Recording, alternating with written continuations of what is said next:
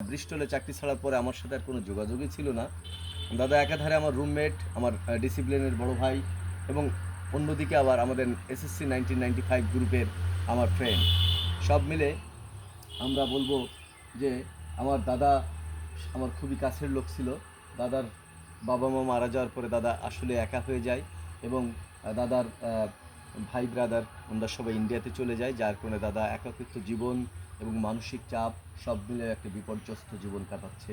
আপনারা দেখতে পাচ্ছেন যে দাদার একাকী জীবনের কারণে দাদার ঘর ভেঙে পড়ছে, চাল ভেঙে পড়ছে, ঘরগুলো রিপেয়ার করে নাই, ফ্রিজটা নষ্ট হয়ে গেছে, একদম একটা মানবেতর জীবনযাপন করছে। আমরা দোয়া করি আল্লাহর কাছে যেন আল্লাহ দাদাকে সুস্থ করে দেন এবং দাদারকে স্বাভাবিক জীবন দান করেন, এবং দাদা যেন সুষ্ঠুভাবে আবার আমাদের মাঝে ফিরে আসতে পারেন।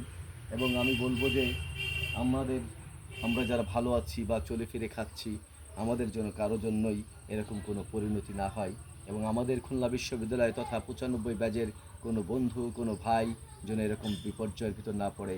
আমরা যেন সবাই তার পাশে দাঁড়াতে পারি, তাকে মানসিকভাবে সাপোর্ট দিতে পারি, অর্থনৈতিকভাবে সাপোর্ট দিতে পারি, এবং যে কোনো ব্যাপারে আমরা তার পাশে থাকতে পারি। এটাই আমার একমাত্র চাওয়া খুলনা বিশ্ববিদ্যালয়ের সকল ছাত্রছাত্রীদের কাছে। শুধু তাই না, সারা বাংলাদেশে 95 ব্যাচের অনেক বড় বড় প্ল্যাটফর্ম আছে।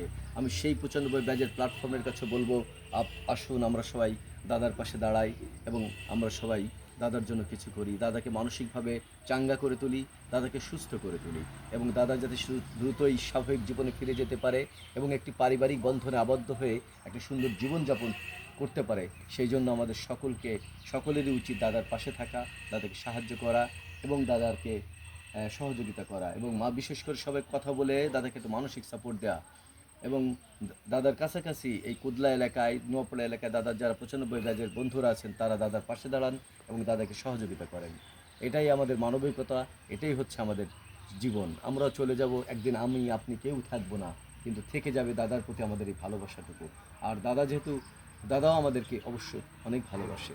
আমি দাদার রুমমেট ছিলাম খুলনা বিশ্ববিদ্যালয়ে খানজান আলী রুমে। যখন দাদার সাথে থাকছি, দাদাকে অনেক জ্বালিয়েছি, দাদাকে পাম্পট্টি মেরে আমরা চা খেতে চলে যাইতাম। আমি আর রবীন্দ্রনাথ দুইজন দাদাকে বোঝাই করে বলতাম, দাদা চলেন চা খেয়ে আসি। দাদার কাছ থেকে চা খেয়ে কী মজা পাইতাম তখন, সেই 20 টাকা 25 টাকা যে খরচ, এইটা দাদার করাতে পারছে, এই যে আনন্দ ছিল। কিন্তু সেই দাদা আজকে এরকম রুগ্ন শুগ্ন এবং একটা বিপর্যস্ত অবস্থায় চলে আসছে। সত্যিই মনটা কাঁদছে, সত্যি খারাপ লাগছে দাদা। তোমাকে আমরা এভাবে আমি দেখতে চাইনি।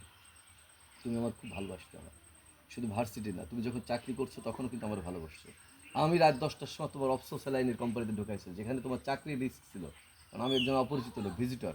তুমি অন ডিউটিতে থাকা অবস্থায় তুমি অফসোস লাইন আমাকে ঘুরাই দেখাইছো। এটা কিন্তু অনেক বড় ভালোবাসা, না থাকলে কেউ দেখায় না, নাকি? এরকম অনেক প্রমাণ। তুমি আমার সাথে অনেক ভালো সম্পর্ক ছিল।